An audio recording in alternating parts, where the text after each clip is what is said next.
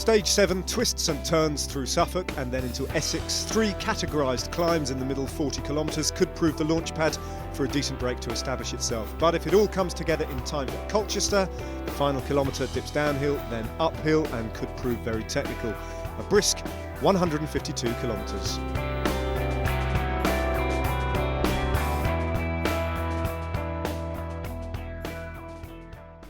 More stunning countryside for Stage 7 through Suffolk and Essex as the schools skip lessons to see the tour. Again, a lone breakaway Peter Jacobs tried to hold off as a charging peloton powered into Colchester.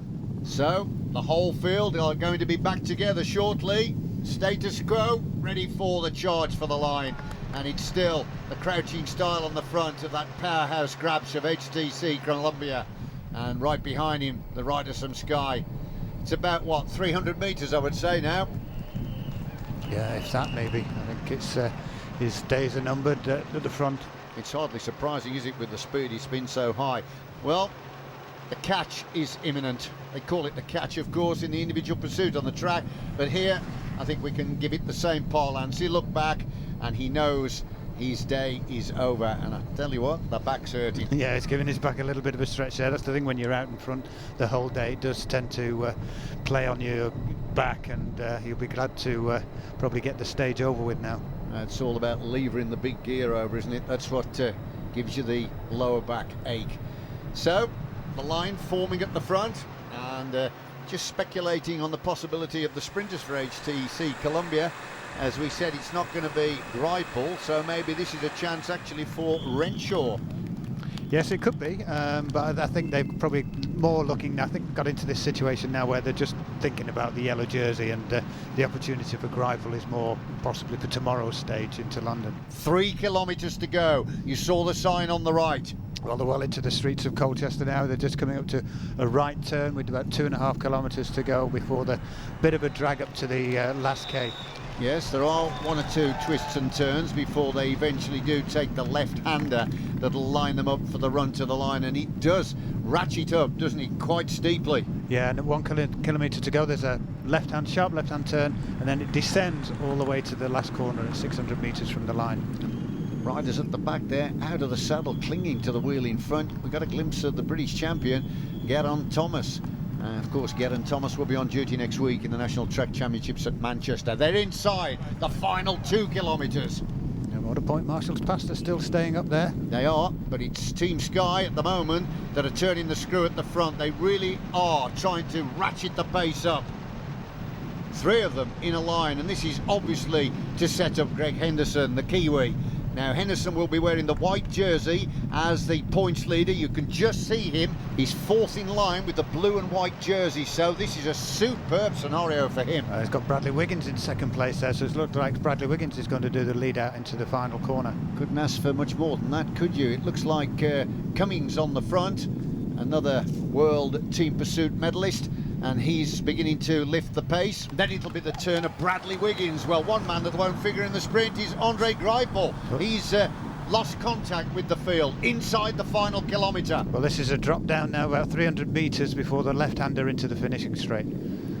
Still in a good position here, Henderson. He's right in the wheel of the Aussie Renshaw, so that's a good lead out to profit from. Yeah, Bradley Wiggins just looking round just to make sure Greg Henderson's well positioned. Wiggins really beginning to open up the throttle now, and the crowd are being advised that they're taking the left-hander that's going to set them up for the run to the line. Well, this is where it really does start to get steep, and Wiggins has pulled over. Now it's ATC Columbia that has the head of the race, and Henderson in that blue and white points leader's jersey is waiting to pounce, and right in his wheel is Borut Bozic, and he's on Team Vakon Soleil, and he's been riding well. He's had 2 second places so far in this Tour of Britain. Henderson giving it his all here. Has he got anything left in the legs to take the stage victory? Bozic is waiting. Bozic is going to come past. Look at this. The rider from Vakon Soleil. He's finally going to land a stage victory. And that was timed to perfection. Henderson finishes 2nd, and Richie Port came over the line 3rd. Also, I think I just saw McAvoy come over the line well placed, and interesting to see there that there are a lot of time gaps in this peloton. Well, let's look at the concluding stages again. Henderson on the left, well, his legs beginning to buckle, and Bosic was the man that profited from it.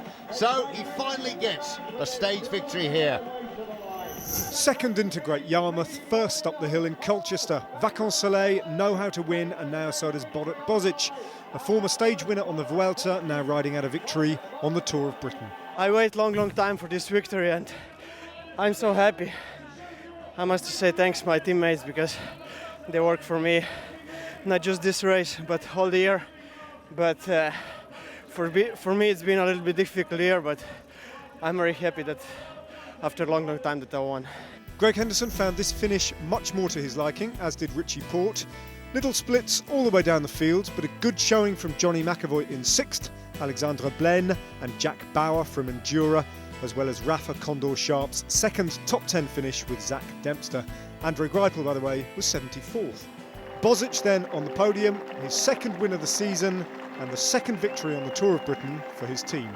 Greg Henderson's 2nd place keeps him in charge of the prostate cancer charity points competition, but Boric has closed to within 5 points. I said to the staff this morning, I said, look, you know, I've got a matchbook. I've only got so many matches that I can burn, you know. So it's like I can't go for these intermediates and then expect to try and win the last stage. So, because really when you're sprinting, you know, it takes so much effort out of you. So they said, right, I put it all on the line, and so we did that, and you know, we nearly came away with the goods. Michael Golas is in firm command of the sprints competition, leading by 11 from Richie Porte, but there are 15 points available on the course tomorrow, so in theory he is beatable. Unlike Johnny Hoogerland, who's home and hosed in the King of the Mountains, there are no mountains tomorrow. We're in London after all. It's a nice jersey, and I'm also 5th overall, so I have a great Tour of Britain. But yeah, to take the mountain jersey home, it's beautiful. Michael Albacini continues in yellow, the leader within sight now of the finish line. But he saw his lead shrink out on the road today, shedding 21 seconds to Bosic, 13 seconds to Richie Porte and 17 to Greg Henderson, who's in 4th, but now only 2 seconds off a podium place. The race, though, is almost won.